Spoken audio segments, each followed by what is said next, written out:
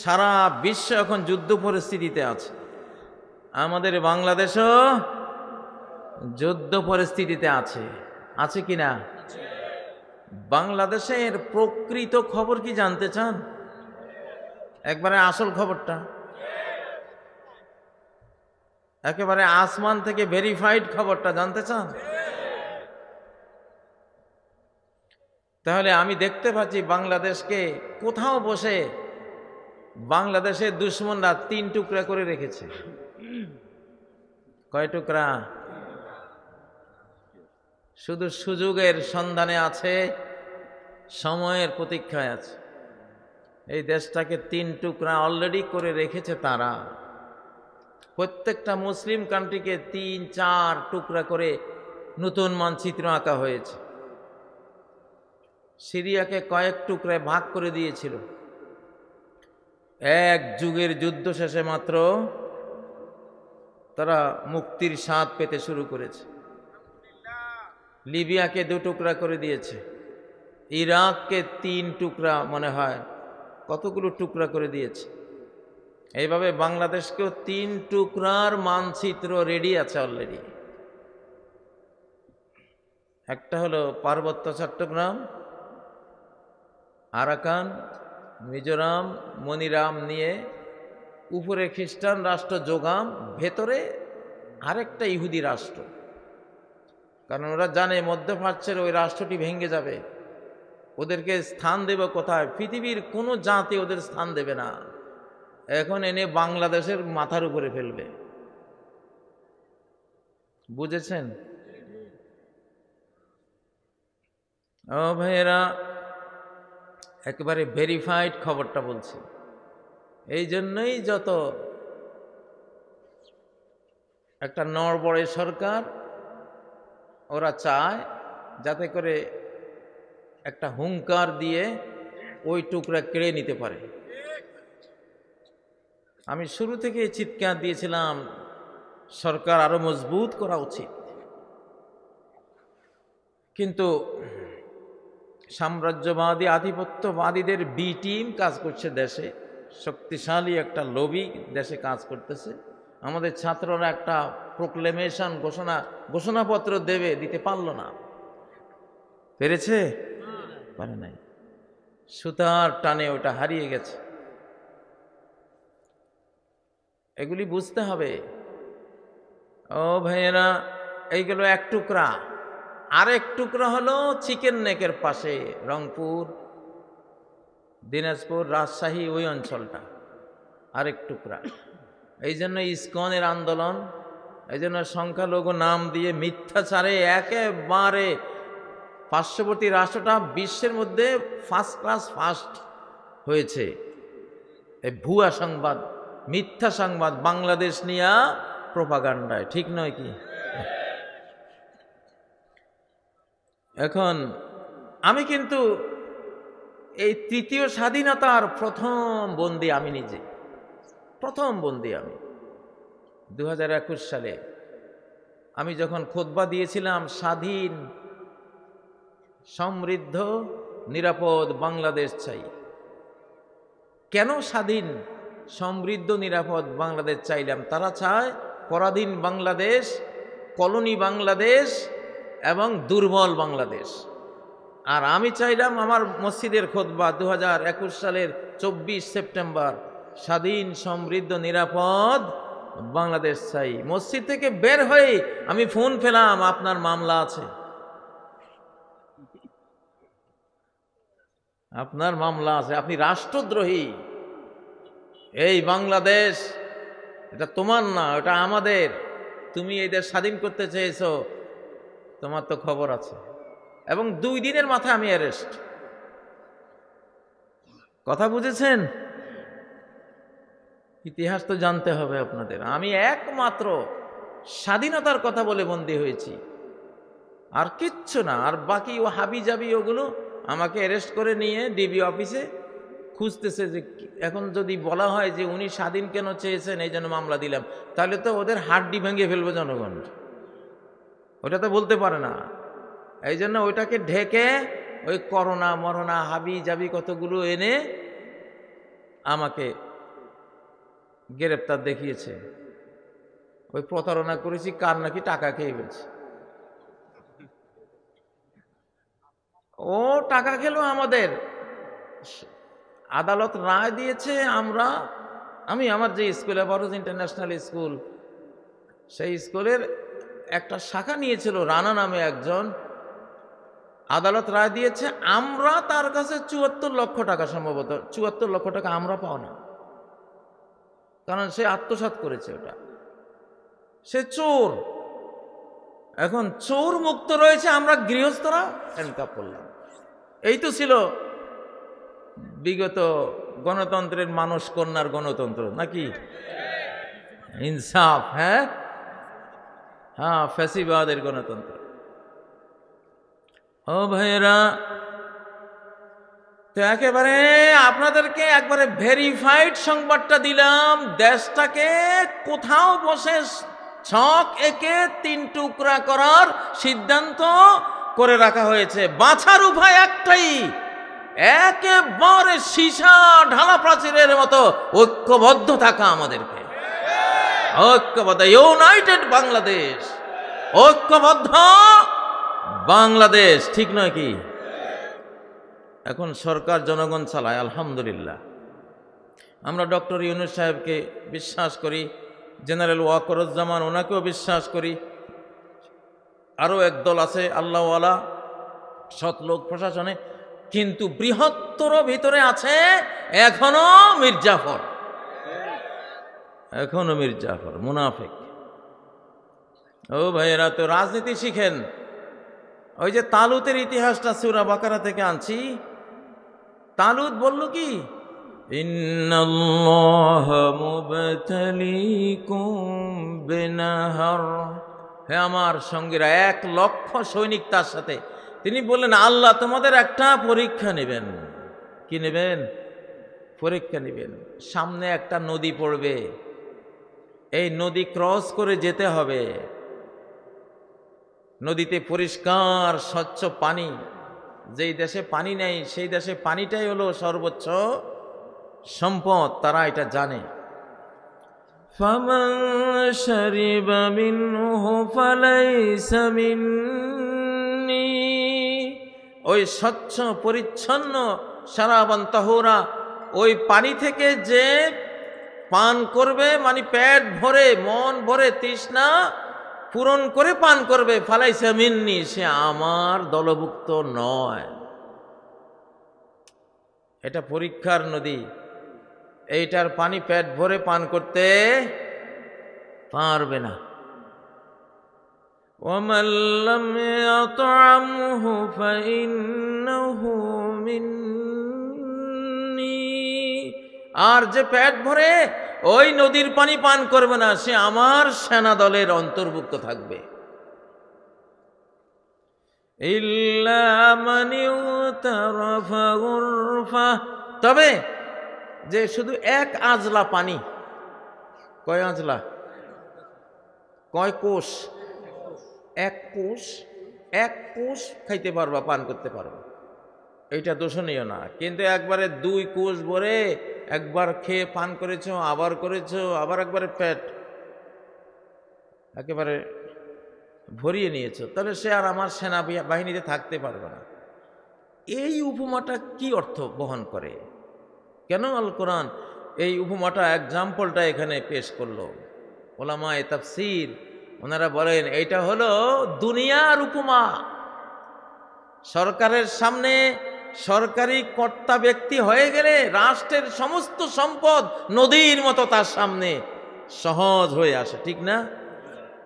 রাষ্ট্রের কোষাগার একটা ঝর্ণা নদীর মতো তার সামনে, যেমন একটা পদ্মা মেঘনার পানির মতো সহজ, চাইলেই নিতে পারে, চাইলেই নিতে পারে।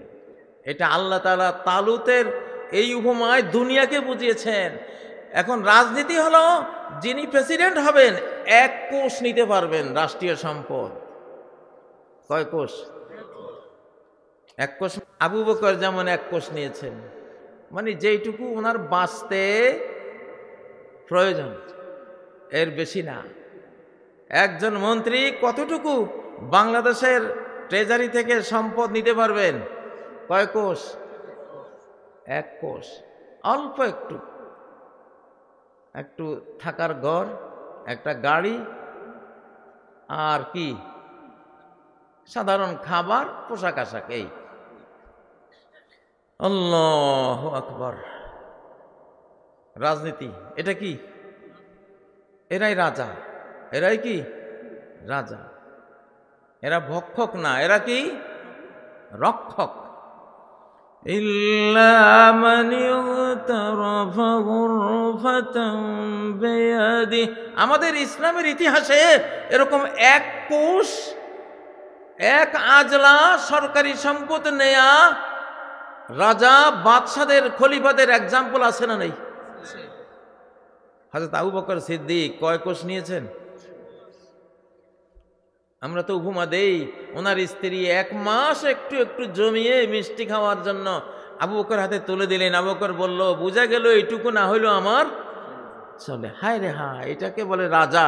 আর এই নীতিকে বলে রাজনীতি। এই নীতিকে বলে কি? রাজনীতি। সে খাওয়াবে, সে নিজে খাবে না। পেট, জনগণের পেট ভরাবে, নিজের পেট ভরবে না। যদি কোনো এমপি, উপদেষ্টা, কোনো সচিবের পেট বড় দেখি, তাইলে খবর আছে কইলাম, এবার তোমার পেট বড় হয়েছে কেমনে, কি ঢুকাইছো এটাতে? তুমি তো না খাওয়ার কাজে আত্মনিয়োগ করেছ, তোমারে আল্লাহ জান্নাতে খাওয়াবে। তুমি একটা রাষ্ট্রের দায়িত্ব নিয়েছো, রাখাল হয়েছো। 18-20 কোটি থেকে 30 কোটি মানুষের রাখাল। কত বড় আজর সওয়াব তোমার জন্য অনন্ত লোকে, ঠিক নয় কি? হযরত আলী বলতেন, যারই পেট বড় দেখি আমি মনে করি সে আরেকজনের খাবার খাইছে। শুধু নিজেরটা খাইলে তার পেটটা। অবশ্যই এই যুগের পেট বড় হওয়ার পিছনে আর একটা কারণ আছে। হাবিজাবি তো আমরা খাই, কিন্তু সয়াবিন তেলের কারণে পেটটা, ওটা পেটে গিয়ে আর বের হয় না। বাঙালির পেট সয়াবিন তেলের এত পছন্দ, কয় আমি আর যাইতাম না এখান থেকে। এইসব পেটওয়ালাদেরকে নিয়ে যাওয়া উচিত ডাক্তার জাহাঙ্গীর কবির ভাইয়ের কাছে, ঠিক না বে ঠিক? ইল্লা মান ইগতারাফা গুরফাতান বিয়াদিহি। তো এই যে এক আজলা নেবেন সরকারি ট্রেজারি থেকে, নাকি ও ঘাটের যারা বাজারি জানা নিছে, ঘাটি জানে যে ওদের থেকে নেবেন? বাজার থেকে চাঁদাবাজি করবেন? হারাম না? জাহান্নাম, ডাইরেক্ট জাহান্নাম। আপনি জনগণের সম্পদ নিতে পারেন না। জনগণের ট্রেজারি থেকে আপনি এক আজলার বেশি নিতে পারেন না। যেইটুকু প্রয়োজন শুধু সেইটুকু আপনি নিতে পারেন, এর বেশি। মান আসবাহা আমিনান ফি সিরবিহি ইনদাহু কুতু ইয়াউমিহি মুআফান ফি বাদানিহি। 3টা প্রয়োজন। একটা নিরাপদ কুঁড়ে ঘর, 2 নম্বর একটা সুস্থ শরীর, 3 নম্বর একদিনের খাবার যদি ঘরে থাকে, ফাকা আন্নামা হিজাত লাহু দুনিয়া বিহাযা ফিরহা, যেন গোটা পৃথিবী তাকে জ্বর শিকড় সহ তার হাতে তুলে দেওয়া হলো। এত বড় সুখী সে। আল্লাহু আকবার। কোরআন পারে এইরকম শাসক উপহার দিতে। কিন্তু বাস্তবে আমি কালকে লক্ষ্মীপুর গেলাম, আমার গাঁয়ের বাড়িতে, গ্রামের বাড়িতে গেলাম, খবর নিলাম, কয় যে বাবা গোটা গ্রাম, ঘরকে ঘর শেষ, ভিতরে ভিতরে শেষ। আয় নাই, ব্যবসা নাই, বিদেশ নাই, কিছু নাই, তার তরতর করে বিল্ডিং উপরের দিকে উঠতেছে। তলে তলে খোঁজ নিয়ে দেখা যায় যে ইয়াবা ব্যবসায়ী। আমাদের দেশটা ধ্বংস করে দিয়েছে, আমাদের তরুণগুলিরে খেয়ে ফেলছে। লানাল্লাহুল খামরা ওয়া শারিবাহা ওয়া সাকিয়াহা। আল্লাহ মাদক দ্রব্যকে লানত দিয়েছেন, মাদক দ্রব্যকে লানত দিয়েছেন। এখন যদি কেউ মজলিস থেকে উঠে, আমি বুঝবো যে সন্দেহ আছে। কি আছে? সন্দেহ আছে। আল্লাহ লানত। যারা ইয়াবা মাদক ব্যবসা করেন, তোমার ঘরে বাতি দেওয়ার লোক থাকবে না, বংশ নিপাত হয়ে যাবে। আল হারাম ও আসলুল খারাপ, নবীজি বলেন হারাম জীবিকা হলো ঘর বাড়ি মানুষ ছাড়া হওয়ার, বংশে প্রদীপ জ্বালাবারও কেউ না থাকার মূল কারণটা হলো এই হারামটা। ফাতিলকা মাসাকিনুহুম খাওয়িয়াতান বিমা যালামু, ওই দেখো ওদের ঘরবাড়ি পড়ে আছে, শূন্য, কেউ নাই, বাদুর চামচিকা শিয়াল বিড়াল ওদের বিল্ডিং এ রেখে যাওয়া বিল্ডিং এ এখন থাকে, ঝরঝর করে পড়ে। জমিদার বাড়িগুলি, বাংলার আনাচে কানাচে জমিদার বাড়ি আছে না নাই? দেখেন না কি অবস্থা। এই জমিদারদের অত্যাচার জুলুমের কারণে আল্লাহ তাআলা ওরা যেমন মানুষের ঘর উজাড় করে দিয়েছিল, তাদের ঘর আল্লাহ তাআলা উজাড় করে দিয়েছেন কিনা? তোমরা যারা বাবা ব্যবসা করে তোমরা মনে করতেছো তোমরা বড়লোক হচ্ছ, আসলে সর্বহারা হচ্ছ। কি হচ্ছ? আল্লাহ বলছেন আমি আল্লাহ লানত করেন মদকে। লানত মানে কি? আল্লাহ একটা লানত করলে এই লানত জমিনে আসে, জমিনে ঘোরাফেরা করে আকাশে যায়, আকাশের দরজা বন্ধ, আবার জমিনে নামে, জমিনে নেমে যাকে লানত দেয়া হয়েছে তার কাছে যায়, যদি সেই লানতের যোগ্য হয় তার উপরে এটা বোম্বিং করার মতো বোম্বিং করে আর তারে নিপাত করে দেয়। এত ভয়াবহ ক্ষেপণাস্ত্র, পারমাণবিক ক্ষেপণাস্ত্রের মতো একটা ক্ষেপণাস্ত্র এই লানত। তো সেই লানতের মিসাইল মেরেছেন আল্লাহ তাআলা মদ জিনিসটাকে, বাবা যা আছে গাঁজা এগুলি, আর লানত করেছেন কাকে? ওয়াশারিবাহা, যে মদ পান করে, মাদক দ্রব্য গ্রহণ করে, খায়, তার উপরে লানত। কারা কারা মদ খাবেন না হাত তোলেন। আল্লাহ তওবা, আমি জানি এটা এই সব এলাকায় আছে। আল্লাহ বলেন, আল্লাহ আমরা তওবা করছি, আপনার কাছে ক্ষমা করছি, জীবনে প্রয়োজনে না খেয়ে থাকবো, তবু বাবা খাবো না, বিক্রিও করব না, কিনবো না। হাত নাম। আরে ভাই, নতুন একটা বাংলাদেশ কাদেরকে দিয়ে গর্ব যদি তরুণী যুবক শক্তিটাকে বাবা দিয়া ধ্বংস করে দেয়। এটা এই আধুনিক যুগের একটা যুদ্ধ। বিভিন্ন জাতি আরেক জাতিকে যখন কলোনি দাসদাসী বানাতে চায়, তখন ওই জাতির মধ্যে মাদক দ্রব্য ঢুকিয়ে পর্নোগ্রাফিক অ্যাডিক্ট, ড্রাগ অ্যাডিক্ট করে তাদেরকে যুব শক্তিটাকে একেবারে মেচাকার করে দেয়। আমি যেই জেলে ছিলাম, সেই জেলে আমরা বন্দি ছিলাম 10,000, সেখানে দেখেছি 8,000 হলো এই বাবা আর ইয়াবার আসামি। দেশটা আছে, দেশটা ভিতরে ভিতরে শেষ করে দিচ্ছে। এগুলি ওই মিয়ানমার থেকে আসে, ইন্ডিয়া থেকে আসে, ওরা টার্গেট করে করে আমাদের দেশে এগুলো দেয়। তাহলে যে মদখোর তার উপরে লানত। ওয়াসাকিয়াহা, যে মদ পরিবেশন করে, মদ পরিবেশন করে, সেও মালউন। সেও কি? মালু বুঝেননি বাংলাদেশে? হ্যাঁ, এই মালুনকে মালু কয়। কি কয়? মালু। যে মদ পান করে সেও মালু, আর যে মদ খাওয়ায় আরেকজনকে সেও কি? মালু। মালু তো একটা গালি না বাংলাদেশে? কিন্তু হাদিস বলতেছে যারা মদের সাথে রিলেটেড সব মালুর দল। ওয়াসাকিয়াহা ওয়া বায়আহা, যে বিক্রি করে সেও মালু, ও মুবতাআহা, যে কিনে সেও মালু, ও আসরাহা, যে মদ বানায় সেও মালু। অভিশপ্ত। ও মুতাসিরাহা, যে মদ বানাবার বা আনার অর্ডার দেয় সেও মালু। ও হামেলাহা, যে বহন করে নিয়ে আসে সাপ্লাইকারী সেও মালু। ওয়াল মাহমুলাতা ইলাইহি, যার কাছে, যেই নেতার কাছে নেওয়া হয় সেই নেতাও কি? মালু। তাইলে আমরা কি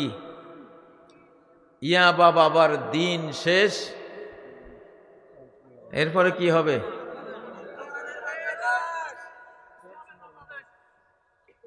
হ্যাঁ, ইয়া বাবার দিন শেষ, মধু দুধের বাংলাদেশ। খাবারকে খাবার দিয়েই প্রমোট করি। ইয়া বাবা খাবা না, পারলে একটু দুধ পান করবা, একটু মধু পান করবা। ঠিক আছে না নাই? নবীজি বলেন মাল্লায় কালা আসল সালাসাতা আইয়াম লাম ইউসিবহু আযীমু বালা। মধু এমন একটা জিনিস, খাঁটি মধু, কেউ যদি হাতের তালুতে রেখে প্রতি মাসে 3 বার 3 দিন ভরে জিহ্বা দিয়ে চেটে হাতের তালু থেকে মধু পান করে, কোনো বড় রোগ তাকে টাচ করবে না। কোনো বড় রোগ, কোনো স্ট্রোক, কোনো অ্যাটাক, কোনো প্যারালাইসিস, কোনো করোনা ভাইরাস, হাবিজাবি কোনো জিনিসে তাকে ধরবে না, বড় কোনো রোগ ধরবে না তারে। আপনি মধু বোতল থেকে পান করবেন, দেখবেন একরকম স্বাদ, আর হাতের তালু থেকে নেবেন আরেক রকম হয়ে যায়। এটা রাসায়নিক বিক্রিয়া হয় হাতের তালু।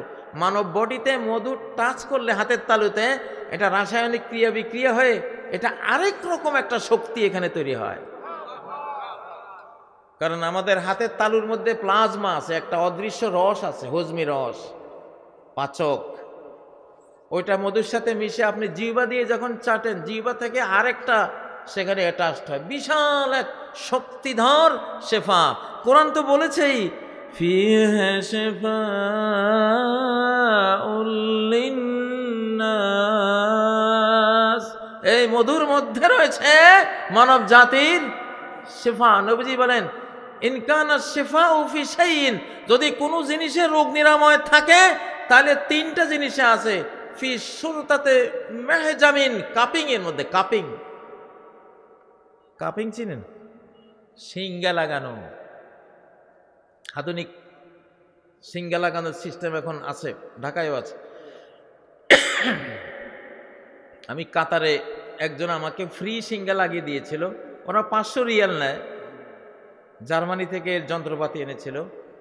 তো ওই সিঙ্গা লাগাবার পরে আমার শরীরটা যেন অর্ধেক পাতলা হয়ে গেছে, এত বড় শেফা। নবীজি বলেন সৌরতাতে মেহজাম, কাপিং এর মধ্যে শেফা। 2 শরবতে আসাল, মধুপানের মধ্যে শেফা। আল্লাহু আকবার। আর কাইয়াতিম বেনার, অগ্নি থেরাপি, ওই আগুন দিয়ে লোহাকে গরম করে ওটাকে সেঁক দেয়। তো নবীজি বলছেন ওয়ানা আনহা উম্মতি আনিল কাইয়া, আমি আমার উম্মতকে অগ্নি থেরাপি থেকে নিষেধ করি। ওই 2টা এনাফ। যা হোক, প্রসঙ্গ কথা বললাম। তো রাজনীতি কি? আমরা খুব খারাপ সংবাদ শুনতেছি বিভিন্ন দিকে, চাঁদাবাজি, চুরি, জবরদখল, ঠিক না? এই রাজনীতি ইনশাআল্লাহ আমি আমার বন্ধুকে সাক্ষী রেখে বলছি, এই রাজনীতি যারা করবেন আল্লাহ তাআলা তাদের বাংলাদেশের রাজনৈতিক মঞ্চ থেকে এক্সপেল করে দিবেন ইনশাআল্লাহ, ইনশাআল্লাহ।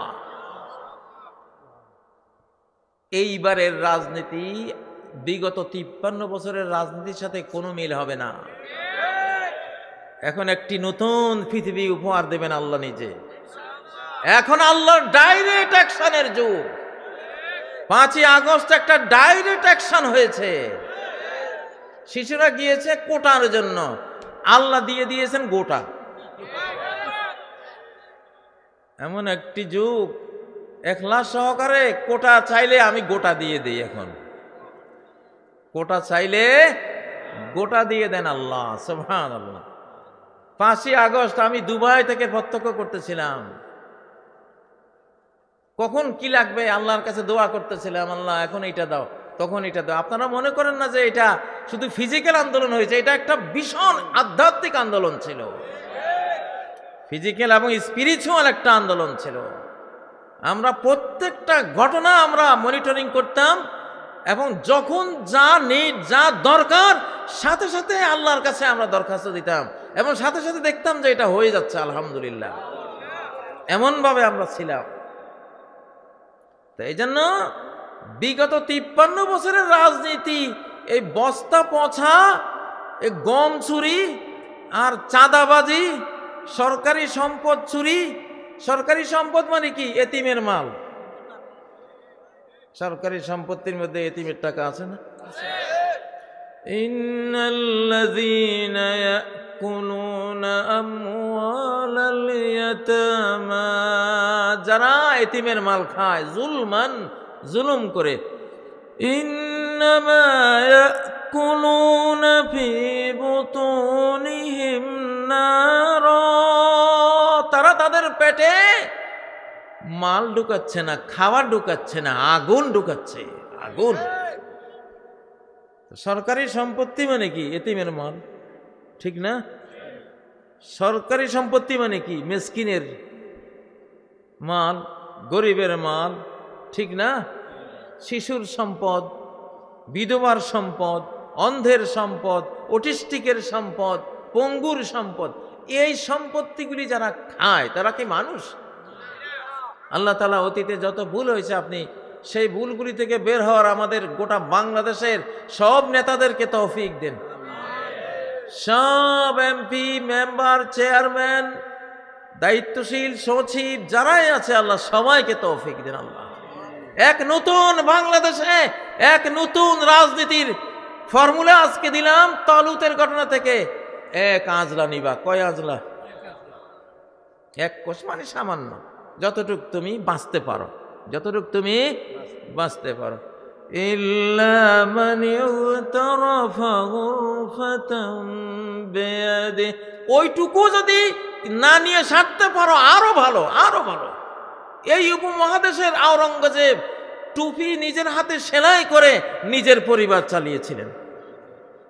আসমুদ্র হিমাচল বিশাল সাম্রাজ্যের তিনি নৃপতি, অথচ টুপি সেলাই করে জীবন যাপন করে। এরকম এক দুজন খলিফা না, বহু খলিফা এটা করার কারণে এখন ওই টেইলারকে কয় খলিফা। টেইলারকে কি কয়? খলিফা। আরে ভাই খলিফা তোমরা রাষ্ট্রপ্রধান, তো তোমরা রাষ্ট্রপ্রধানরা দর্জি কাকা কয় রাষ্ট্রপ্রধানরা ভুরি ভুরি রাষ্ট্রপ্রধান ইসলাম উপহার দিয়েছে পৃথিবীকে, যারা সরকার জনগণের একটা টাকাও খেতেন না, নিজেরা দর্জিগিরি, কাপড়, টুপি এইসব সেলাই করে করে জীবন যাপন করেছেন। আল্লাহ আল্লাহু আকবার। আরে মুসলমান তাকবীর দাও না, এইরকম শাসক। লিল্লাহি তাকবীর, আল্লাহু আকবার, লিল্লাহি তাকবীর, আল্লাহু আকবার। জিহাদ জিহাদ জিহাদ চাই, আল কোরআনের আলো ঘরে ঘরে জ্বালো, স্বৈরাচারের দিন শেষ, আল কোরআনের বাংলাদেশ, স্বৈরাচারের দিন শেষ। জিহাদ জিহাদ জিহাদ চাই, জিহাদ করে বাঁচতে চাই। দুনিয়ার মুসলিম এক হও, এক হও, বাংলাদেশের মুসলিম এক হও, এক হও।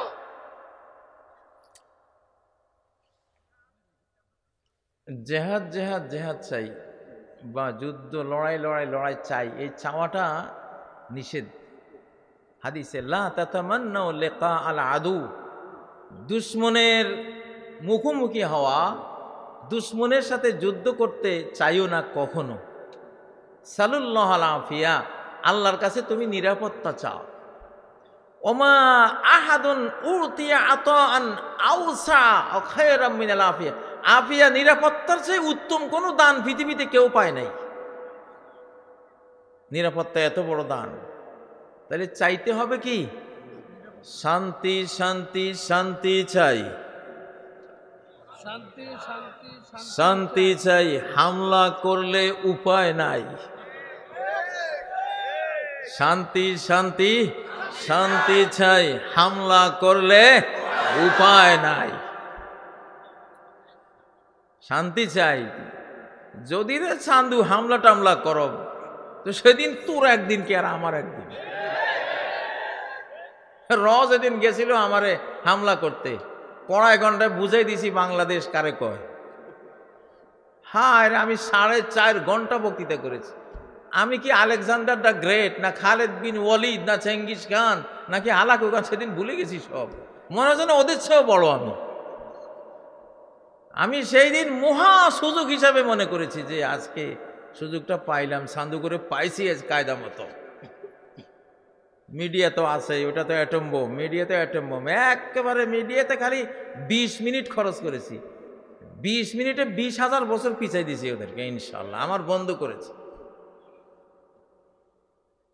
তাহলে আমাদের নীতি হলো আমরা শান্তি চাই, আমরা কি চাই? কিন্তু যদি আক্রমণ করিস রে ভাই,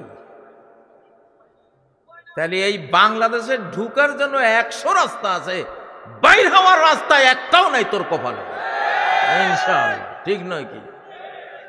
তুই আকাশ দিয়ে আসিও যাইতে পারবি না, মাইরা দেবো জমিন থেকে তোরে ইনশাআল্লাহ। আমার কিছু কোরআনিক ক্ষেপণাস্ত্র রেডি আছে, এগুলি কারোর কইতাম না, সময় মতো কাজে লাগাবো। আমাদের শাহজালাল গ্রুপ আছে, আধ্যাত্মিক গ্রুপ আছে, স্পিরিচুয়াল গ্রুপ আছে। दुआए मर्द मोमिन से बदल जाती है तकदीरी। मर्द मोमिन এমন এক আল্লাহর প্রিয় সৃষ্টি, ও যদি প্রার্থনা জানায়, ও করে একটা ডাক দেয়, আল্লাহর তকদির আল্লাহ পরিবর্তন করে দেয়। নূহ আলাইহিস সালাম রাব্বি লা তাযার আলাল আরদি মিনাল কাফিরিনা দাইয়ারা, একটা দুঃখ দিয়ে বলেছিলেন, এই কাফের বেঈমানগুলির একটাকেও রাখেন না। বস শেষ। একটা কথায় মহাপ্লাবন, একটা কথায় কি শক্তিটা কি, একটা কথাই তো। হযরত ইব্রাহিমের একটা কথাই তো, হাসবি আল্লাহু ওয়া নি'মাল ওয়াকিল। আগুন ঠান্ডা, আগুন কি, আগুন ঠান্ডা। তাহলে শান্তি শান্তি শান্তি চাই, হামলা করলে উপায় নাই। এটার নাম বাংলাদেশ ইনশাআল্লাহ। আমাদের সাথে আল্লাহ আছেন, আমাদের শক্তি, সবচেয়ে বড় শক্তি একটাই, লা হাওলা ওয়ালা কুওয়াতা ইল্লা বিল্লাহ। তাহলে জনগণ, আমি কিন্তু এইবার ওয়াজ করি না, আমি কি করি, কতগুলি রুটিন দেই, কতগুলো প্রোগ্রাম দিয়ে যাই আপনাদেরকে। এটা প্রোগ্রাম। আপনারা রাজনীতি যারা করবে তারা পুরান গাড়িতে চলবে, ঠিক না? জিয়াউর রহমানের পুরান কোত্তা, পুরান গেঞ্জি, ছেঁড়া গেঞ্জি, জিয়াউর রহমানের বাঙ্গা সুটকেস, জিয়াউর রহমানের বাড়িতে এমপিরা মেহমান হলে আলু ভর্তা, ডাল আর কাঁচকি মাছ, এগুলির নাম বিএনপি। এগুলি খাঁটি বিএনপি, জিয়ার বিএনপি। জিয়ার এই নীতিটা ঠিক ছিল, সুন্দর ছিল, ঠিক নয় কি? জিয়ার সাথে আমি হেজবুল বাহার জাহাজে 3 দিনের সফরে ছিলাম। ওনাকে বললাম যে আমরা মাদ্রাসার ছাত্র, আমাদের তো স্কলারশিপ একবারে কম, আমরা ফাজেল ডিগ্রিতে, তখন আমি ফার্স্ট ক্লাস ফার্স্ট ছিলাম বাংলাদেশে, 300 টাকা। তো বললাম যে জনাব, আপনি তো এখন আমাদের বাংলাদেশের প্রেসিডেন্ট, তো আপনি এটা এই জিনিস দেখেন। জিয়া রহমান আমারে বলে কি জানেন, আচ্ছা তুমি বলো তো, ওয়ালা তাশতারু বিআয়াতি সামানান কালিলা, এটার অর্থ কি? আমাকে উনি বললেন, লা তাশতারু বিআয়াতি সামানান কালিলা, আমার আয়াতের বিনিময়ে স্বল্প মূল্য নিও না, মানে গোটা পৃথিবী নিলেও তো কম হবে। জিয়া সাহেব আমাদের বলতেছে এটার অর্থ। আমি বললাম এটা হলো যারা আয়াতের ভুল ব্যাখ্যা করে পয়সা খায়, আসলে ওইটা, কিন্তু এটাও সিটা লাগে আর কি। হেসে দিয়ে, আমরা তো তখন ছোট্ট বাচ্চা, আমার বয়স কত ছিল, 16 বছর বয়স, কিন্তু আমার জামাটা ছিল সবচেয়ে লম্বা। ভার্সিটির একটা মেয়ে দেখে বলতেছে, কই এইটা এই বয়সে এত লম্বা জামা গায়ে দিয়েছে, বড় হয়ে কি করবে? তো সে যদি আজকে আমার এই বক্তৃতা শুনে দেখতেছে, তো আমি কি করতেছি বড় হয়ে। আলহামদুলিল্লাহ, জিয়াকে আমি দেখেছি, খুব কাছ থেকে দেখেছি। উনি ভেতরে খুবই আল্লাহওয়ালা টাইপের মানুষ ছিলেন, নামাজি কালামি ছিলেন, ইমানদার ছিলেন। তো এবং তিনি দেশপ্রেমিক ছিলেন। সারা পৃথিবীর মুসলিম রাজা বাদশারা, প্রেসিডেন্টরা তাকে খুব মূল্যায়ন করত। কাবার ভিতরে তিনি কাবাকে ঝাড়ু দেওয়ার তিনি সুযোগ পেয়েছিলেন। ইরান ইরাক যুদ্ধ বন্ধের দায়িত্বপ্রাপ্ত হয়েছিলেন, ঠিক নয় কি? জিয়াকে এই জন্যই তো মারা হয়েছে যে এই লোক যেভাবে লিড দিচ্ছে, বাংলাদেশ তো কলোনি থাকবে না, এটা তো উন্নত এক দেশে পরিণত হবে। এই জন্যই তো জিয়ার রাজনীতি যারা করেন, আমরা চাই জিয়ার ব্লাড থেকে কথা আসুক, জিয়ার ব্লাড থেকে কথা আসুক। যারা হিংসা ছড়ায়, জিয়াউর রহমান সাহেবের নাম নিয়ে যারা হিংসা ছড়াবার কাজ করে বাংলাদেশে, আমরা তাদের পছন্দ করি না, ঠিক নয় কি? আমরা চাই জিয়ার ব্লাড থেকে কথা আসুক, খালেদা জিয়া থেকে কথা আসুক। উনি পরীক্ষিত মানুষ, আপোষহীন মানুষ, ঠিক না? যাই হোক, এটা পৃথিবীতে এখন একটা সময় আমরা পার করেছি। ওনারা দায়িত্ব পালন করেছিলেন বাংলাদেশের, এখনো দায়িত্ব পালন করবেন। তবে এই যুগটা সরাসরি আল্লাহর হাতে। এখন কমান্ডিং কার হাতে? যেদিন আব্রাহা আল্লাহর ঘর আক্রমণ করেছিলেন, সেদিনকার কমান্ডিং কে নিয়ে নিয়েছিলেন? وَأَرْسَلَ عَلَيْهِمْ طَيْرًا أَبَابِيلَ। তিনি নিজে অর্ডার দিয়ে, এই আমার পাখিরা যা, তোদের দায়িত্ব ওই হাতি বাহিনীকে গড়িয়ে দে। এক কমান্ডে আল্লাহর ছোট্ট ছোট্ট পাখিরা হাতির চেয়েও বড় হয়ে গিয়েছিল শক্তিতে, পাওয়ারে, ঠিক নয় কি? কিছু সময় যখন মানুষরা ব্যর্থ হয়, তখন কমান্ডিংটা আল্লাহ নিজে হাতে নিয়ে নেন, আঞ্চলিক শাসন রহিত করে কেন্দ্রীয় শাসন, আকাশের কেন্দ্রীয় শাসন চালিয়ে দেন। এখন সেই যুগটা চলছে।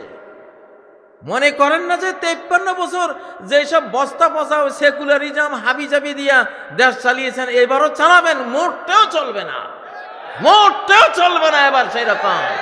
এবার আসবে কোরআন। আমরা চাই বিএনপির হাতে কোরআন উঠুক, আমরা চাই জাতীয় পার্টির হাতেও কোরআন উঠুক, আমরা চাই যারা গণতন্ত্রী বিভিন্ন পার্টি আছে সবাই কোরআনের পক্ষে কথা বলো। বিধাতার বিধান চাই, যার নুন খাই তার গুণ গাই। স্লোগান দাও না, যার নুন খাই।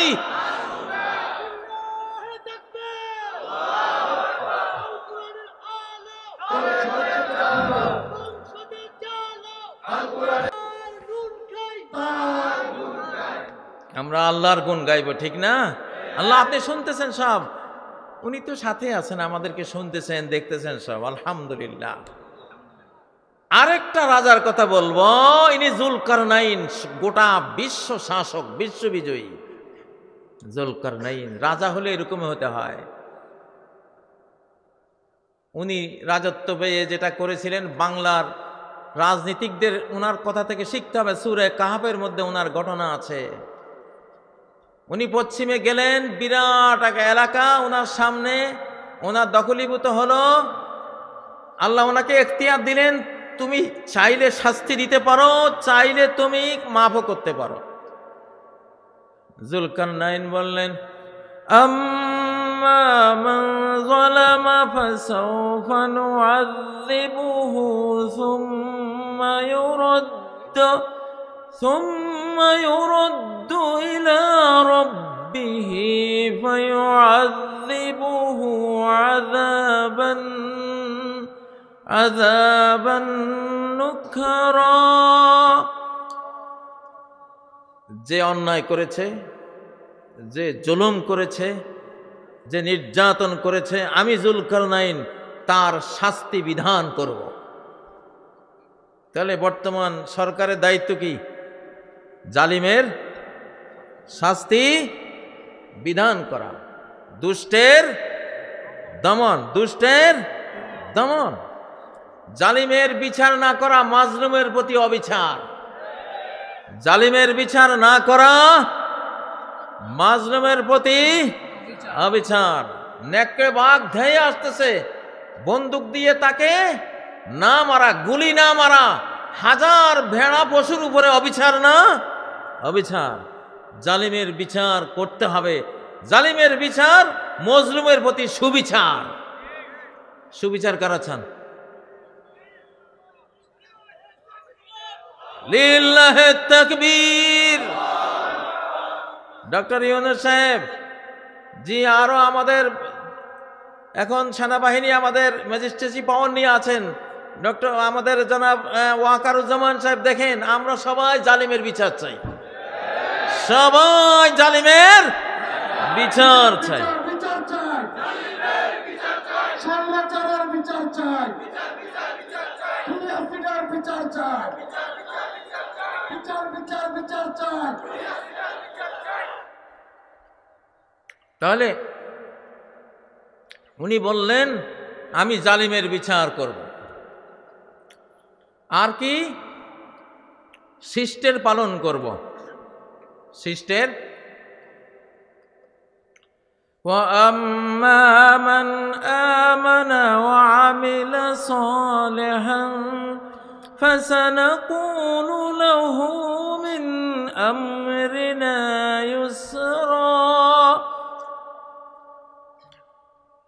যে ইমানদার ছিল, সৎ লোক ছিল, সৎকর্মী ছিল, বিগত রেজিমে অসৎ কোনো কাজ করেনি, আমরা তার সাথে সুন্দর সহজ আচরণ করব, কথা বলবো এবং তাকে উত্তম বিনিময় আমরা দান করব। তাহলে সরকারের এখন উচিত বিগত রেজিমে যারা মজলুম হয়েছে, দেশান্তরিত হয়েছে, মামলা খেয়েছে, সর্বস্ব হারিয়েছে, তাদেরকে উত্তম বিনিময় দেয়া। যে যত মজলুম হয়েছে তাকে তত উত্তম বিনিময় দেয়া। আলহামদুলিল্লাহ, আমাদের এই সরকার আমাদের মাহফিলগুলোকে, বক্তাদেরকে উত্তম বিনিময় দিয়েছে। আলহামদুলিল্লাহ, আমাদের মাহফিলগুলি এখন আর কোনো পারমিশন লাগে না। বাঁধ ভাঙ্গা বন্যার মতো বাংলার আনাচে কানাচে ঢলের মতো একেবারে ছুটছে এখন মাহফিল আর মাহফিল। আলহামদুলিল্লাহ, আমরা শুকরিয়া আদায় করি আল্লাহ তাআলার, এবং তারপর আমাদের সরকারেরও শুকরিয়া আদায় করি। এরপরে প্রশাসনে যারা এখনো রয়ের দালাল, যারা এখনো ভারতের দালাল, আমরা ইউনূস সরকার এবং সেনা প্রধান দুইজনেরই একটা বিশাল ভূমিকা আছে এখন দেশের পরিচালনায়। আমরা চাই এই দালালদের বিচার করুন, এই দালালদেরকে কাঠগড়ায় দাঁড় করান, এবং এই রেজিমে, এই সুন্দর বাংলাদেশে তারা ক্ষমতার চেয়ারে থাকার অধিকার রাখে না, রাখে না। তাদেরকে অপসারণ করুন। তাদেরকে, কূপের মধ্যে যদি মরা কুত্তা পড়ে থাকে, পচা কুত্তা কূপের মধ্যে যদি পড়ে থাকে, সারা দিন পানি সেচ দিলে এই পানি খাওয়া যাবে? এই পানি দিয়ে অজু করলে অজু হবে? কি করতে হবে? আগে কুত্তা সরাও। আগে কি? আগে কুত্তা সরাও। জোরে বলেন, আগে কি? আগে কুত্তা সরাও। সরকারের কুত্তা নিয়ে অতীতে অনেক অভিযান দেখতাম, ধরতো কুত্তা ধইরা। এখন বাংলাদেশে কুত্তা রিমুভ নাকি, ডগ, হ্যাঁ, কুকুর, মানে নিধনের কথা যেহেতু আইনের ভাষা, ওইটা না কই, কিন্তু ভাই কুত্তা দূর করো। এরপরে যেটা কুত্তার মধ্যে যেটা পাগলা কুত্তা ছিল কামড়াইতে, ওইটারে উপযুক্ত বিচার করে নিধন করতে চাইলে আদালতিভাবে, আইনগতভাবে সেটা নিধন করবে, ঠিক না? কিন্তু অনেক কুত্তা আমাদের কূপের মধ্যে পড়ে আছে এখন, ওই জন্য পচা গন্ধে আমরা এখনো খুব জর্জরিত হয়ে আছি, ঠিক না? দুরঙ্গি ছোড় দে এক রঙ্গি হো যা, সরাসর সঙ্গ হোয়া মুম হো যা। দুরঙ্গি ছেড়ে দাও, দুই রকম রাখো না, একরকম। ইউনূস সরকার একরকম রাখেন। সব দেশপ্রেমিক, সব বাংলাদেশি, সব ধর্মপ্রাণ, সব বাংলার মানচিত্রের হেফাজতকারী, ঠিক না? আমরা এক রঙ্গি চাই। কয় রঙ্গি চাই? দুরঙ্গি আমরা চাই না। দুরঙ্গি আছে না নাই? এখনো বিশাল মাত্রায় দুরঙ্গি আছে। আমরা দুরঙ্গি চাই না, আমরা বরদাস্ত করতে পারতেছি না। আর আমরা জনগণ, আমরা কি ইউনূস সাহেব, ডক্টর ইউনূসকে বসিয়েছে ছাত্ররা, জনতার ছাত্র জনতাই তো নিয়ে আসছে, তাই না? তো আমরা জনতা, আমরা এটা দাবি করি। যাই হোক, যুলকারনাইন আরেকটা কাজ করেছেন।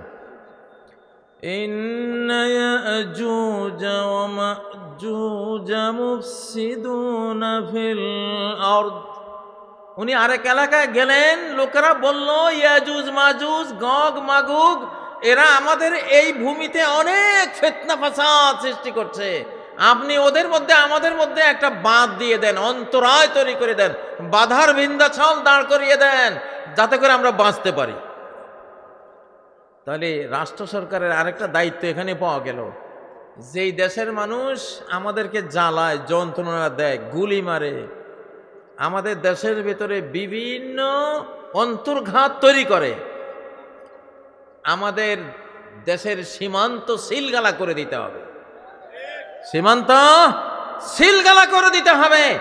ওই দেশের ইয়াজুজ মাজুজরা এসে বাংলাদেশে যাতে কোনো রকমের অশান্তি তৈরি করতে না পারে। যারাই অশান্তি সৃষ্টিকারী তারা কি? ইয়াজুজ মাজুজ। যারা অশান্তি সৃষ্টিকারী তারা কি? আবার বলেন, যারা অশান্তি সৃষ্টিকারী তারা কি? ইয়াজুজ মাজুজের সাথে আমাদের আচরণ কেমন হওয়া উচিত? যুলকারনাইন বাদশার মতো হওয়া উচিত। সেটা কি? উনি প্রাচীর দিয়ে দিয়েছেন, বাস, আর আসার কোনো বুদ্ধি নাই। এখন আমরা তো প্রাচীর দেব না, কিন্তু এমন আইন করব, এমন কানুন করব, এমন সীমান্ত প্রহরা আমরা বসাবো, এমন ড্রোন মোতায়েন করব, এমন গোয়েন্দা নেটওয়ার্ক আমরা তৈরি করব যে ওইখান থেকে এইখানে, ওপার থেকে এপারে এসে কোনো অশান্তি যাতে তারা সৃষ্টি করতে না পারে। ঠিক নয় কি? এটা তো সূরা কাহফের আলোকে ইয়াজুজ মাজুজের সাদ্দে সেকান্দার আমরা যেটা বলি, যুলকারনাইন দ্য গ্রেট, তিনি এই কাজটা করেছিলেন, সেন্সর করে দিয়েছেন। ঠিক না? ও ভাইয়েরা, এগুলি রাজনীতি, এগুলি রাজনীতি। তো এইসব দুষ্টের দমন, ফাসাদকারীর দমন আমরা চাই। কারা কারা চান?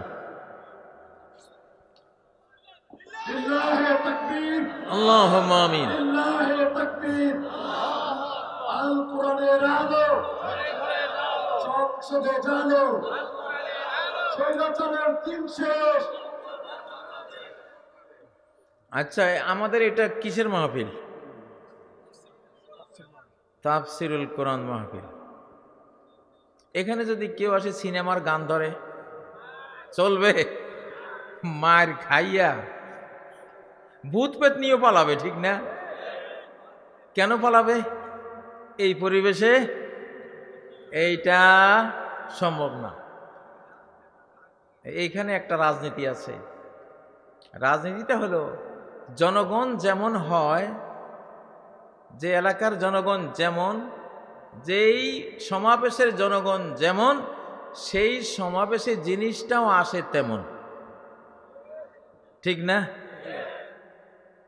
সমাজটা যদি আমাদের এরকম হয়ে যায়, ভালো হয়ে যায়, খারাপ কোনো সরকার এসে কখনো আমাদের এই সমাজে টিকবে না, টিকতে পারবে না, এবং তারা খারাপ করার কোনো চিন্তাও করবে না।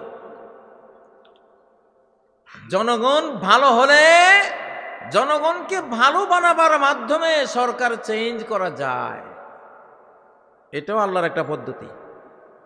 কামা তাকুনুনা ইউআল্লা আলাইকুম। তোমরা যদি চোর হয়ে যাও, চোরের নেতৃত্ব দিতে আসবে আরেক বড় চোর। ঠিক না? আপনারা কি চোরের বড় চোর নেতৃত্বে আসুক এটা চান? যদি না চান কি করতে হবে? নিজেরা পাতি চুরি, ছোটখাটো যা আছে চুরি চামারি সব বন্ধ করতে হবে। ঠিক না? কারো পুকুরের মাছ চুরি, কারো লাউ বাগানের লাউ ক্ষেতের লাউ চুরি, বা কারো ধরেন যে কোনো একটা কিছু চুরি, ছোটখাটো চুরি আপনারা বাদ দেন, ইনশাআল্লাহ কোনো বড় চোর বাংলার কোনো চেয়ারে বসতে, এটা আল্লাহর নিয়মে নাই। আল্লাহর নিয়ম হলো কামা তাকুনুনা ইউআল্লা আলাইকুম। যেমন তোমরা হবা তেমন তোমাদের নেতা হবে। দুজুকের দুজুকবাসী যেমন, তাদের নেতা পরিচালকও তেমন, মালিক জীবনেও হাসে না। দারোগা মালিকের মুখে জীবনেও কোনো, কারণ হাসিটা দিমুকারে, সব তো ক্রিমিনাল, এগুলির হাসি উপহার দেওয়ার উপযুক্ত আছে কোনটা? মালিকুন খাজিনুন নার, জীবনেও তার মুখে হাসি নাই। আবার রেদওয়ান যিনি খাজিনুল জান্নাহ, জান্নাতের দারোগা, তার সারাক্ষণ হাসি। আল্লাহু আকবার, তার নামটাই হাসি খুশি। রেদওয়ান মানে খুশি, রেদওয়ান মানে কি? আনন্দ, খুশি, হাসি। কারণ যারা জান্নাতে গেছে, জান্নাতীরা যেমন তাদের শাসকও, শাসক মানে পরিচালকও তেমন রেদওয়ান, জাহান্নামীরা যেমন তাদের পরিচালকও তেমন। তাই এখান থেকে তো ক্লিয়ার, আমরা জাতি যদি ভালো হয়ে যাই, খারাপ শাসক কোনোদিন আসবে না, আসলেও আসবেই না। এটা আল্লাহর নিয়মে নাই, আল্লাহর নিয়মে এটা নাই। অন্তত 51 জন বাংলাদেশের জনগণ ভালো হতে হবে। অন্তত কতজন? ফামান সাকুলাত মাওয়াজিনুহু ফাহুয়া ফি ঈশাতির রাদিয়াহ। এই পৃথিবীটা এমন নয় যে এখানে সব ফেরেশতা থাকবে, 100% সব নেককার ওলিয়া আউলিয়া থাকবে না। এই পৃথিবীটা এমন যে এখানে 51 জন ভালো হলে এনাফ, 49 জন খারাপ হলে কিছু যায় আসে না। একজন ব্যক্তি মানুষের আমল 51% ভালো হলে এনাফ, যথেষ্ট। বাকি 49% পাপ তাপ যা আছে সব ক্ষমা হয়ে যাবে, সব কি ক্ষমা হয়ে যাবে। ফামান সাকুলাত মাওয়াজিনুহু, তার নেকির পাল্লাটা একটু ভারী হয়েছে। একটু কি মানে কি? পাপের পাল্লাতেও পাপ আছে, অভাব নাই, বাট নেকির পাল্লাটা পাপের পাল্লাতে একটু একটু ভারী। 51% এনাফ। আমরা চাইলে কি 51 ভাগ মানুষকে এই বাংলাদেশে ভালো বানাইতে পারি না? পারি না? পারি। আমরা মদ ছেড়ে দেব, জিনা ব্যভিচারের পথেও আমরা যাব না, ঠিক না? আমি একটা স্লোগান দিয়েছিলাম চিটাগাঙ্গে, বয়ফ্রেন্ডের দিন শেষ, হাজব্যান্ডের বাংলাদেশ। দেন তো স্লোগানটা, বয়ফ্রেন্ডের দিন শেষ, হাজব্যান্ডের বাংলাদেশ। জোরে সরে মিয়া দেন তো, জোরে সরে। বয়ফ্রেন্ডের দিন শেষ, বয়ফ্রেন্ডের দিন শেষ, হাজব্যান্ডের বাংলাদেশ। আলহামদুলিল্লাহ। হ্যাঁ শোনেন শোনেন, হাজব্যান্ড হলো, এটা কেন বলছি হাজবন, হাজব্যান্ড হাজবন, এটা এই হাজব্যান্ড শব্দের অর্ধেক হলো আরবি হাজাব, হাজাব হেজাব। হাজব্যান্ড হলো যে স্ত্রীকে হিজাব পরায়। হাজব্যান্ড কাকে বলে? স্ত্রীকে যে হাজ, হাজ কথাটা হাজবন আরবি, হাজব্যান্ড। অনেক হাজার হাজার লাখ লাখ ইংরেজি শব্দ আছে, এগুলি আরবি থেকে, ফার্সি থেকে, উর্দু থেকে নেওয়া। তো একটা নারীকে ঢাকার অর্থ হলো রাষ্ট্রকে ঢাকা, একটা নারীকে সেভ করার অর্থ হলো রাষ্ট্রকে সেভ করা। এটা বিশাল এক রাষ্ট্রবিজ্ঞান এই নারী জাতির মধ্যে নিহিত আছে। পৃথিবীতে যত ল্যান্ড আছে সব মাদারল্যান্ড। সব কি মাদারল্যান্ড? ফাদারল্যান্ড আছে? বাংলাদেশ আমাদের ফাদারল্যান্ড না মাদারল্যান্ড? হ্যাঁ, যে মায়ের নামে ল্যান্ডটা পাচ্ছেন আল্লাহর কাছ থেকে, সেই মা জাতি সেফ মানি ল্যান্ডটাও কি সেফ। সেই মা জাতি সুরক্ষিত মানি ল্যান্ডটাও সুরক্ষিত। এটা কোরআনিক থিওরি দিলাম। আজকে আর লম্বা কথা বলতেছি না এটা নিয়ে, আমি অন্যান্য মাহফিলে বলেছি এটা নিয়ে অনেক কথা। এটা বিশাল একটা রাষ্ট্রবিজ্ঞান। পৃথিবীতে ফাদার ল্যাঙ্গুয়েজ নাই, মাদার ল্যাঙ্গুয়েজ। মায়ের সাথে জড়ানো রাষ্ট্রশক্তি, জন্মভূমি এবং মাতৃভূমি ইত্যাদি সবই মায়ের সাথে জড়ানো। এই জন্য মা জাতিকে সেফ যারা রাখে তারা রাষ্ট্রকেও সেফ রাখতে পারে। ইহুদি জাতি মা জাতি সেফ রাখতে পারে নাই, নষ্ট করে দিয়েছে, এই জন্য তাদের রাষ্ট্রও নাই। সোভিয়েত ইউনিয়ন সমাজতন্ত্রীরা তারা তাদের নারী জাতিকে সেফ রাখে নাই, সবগুলিকে বাজারি বানিয়ে দিয়েছিল। তাদের সাম্রাজ্য 60-70 বছরের শেষ ধ্বংস হয়ে গিয়েছে। ইউসুফ আলাইহিসসালাম জুলাইখাকে রক্ষা করেছিলেন, জুলাইখার প্রস্তাবনা সত্ত্বেও রক্ষা করেছিলেন। এই জন্য ইউসুফ মিশরের রাজত্ব পেয়েছিলেন। এটা একটা রাষ্ট্রীয় থিওরি।